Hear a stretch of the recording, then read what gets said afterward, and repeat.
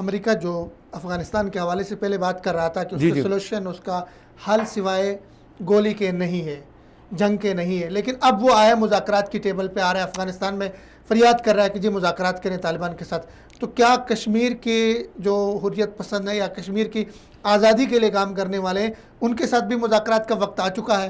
بھارت مذاکرات سے کب تک بھاگتا رہے گا؟ سر پہلے تو میں آپ کی بات سے بہت متفق ہوں کہ ہر جنگ کا حل امن میں ہے، اور حل امن کے لیے حالت جنگ میں ہونا بھی ضروری ہے. صحیح، امن کے لیے جنگ ضروری ہے. تو پاکستان اور کشمیری دونوں پہ عمل پیرا ہیں. آپ نے 18 سال دیکھا امریکہ نے افغانستان کے اندر جنگ کی، مجبوراً اس کو مذاکرات کی ٹیبل پہ آنا پڑا. وہی طالبان کے امیر جو ہیں ملا عمر، ان سے ہی ان کو جو ہے جن کو وہ قید کر کے لے کے گئے تھے ان کو باعزت رہا کرنا پڑا، انہی سے مذاکرات کرنے پڑے، ان کے آگے گھٹنے ٹیکنے پڑے.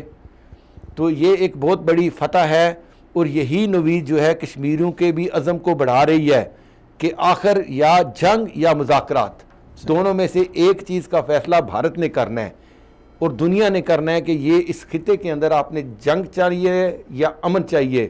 اور امن اور مذاکرات کس نے کرانے ہیں؟ یہ پوری اقوام عالم کی ذمہ داری ہے کہ اس آگ کو بھڑکنے نہ دے. یہ آتش فشاں یہ پھیل گیا، یہ سب کو بہا کے لے جائے گا لاوا.